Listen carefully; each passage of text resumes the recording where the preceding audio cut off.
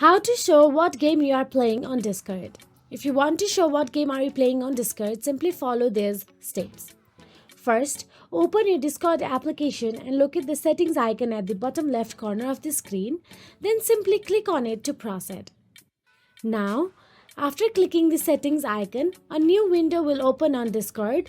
Then please find the activity settings among the options on the left hand side of your Discord interface.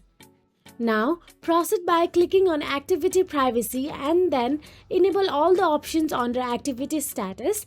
This will allow Discord to automatically track when you launch a game. Also, note that Discord users can enable and customize the activity status only if they are using the Discord desktop client. Smartphone and web versions users won't be able to display their activity to their friends on Discord. After completing the previous steps, launch any game and it will be displayed on your Discord as a status message. So that is it. If you found this video helpful, please like, share and subscribe, and thank you so much for watching.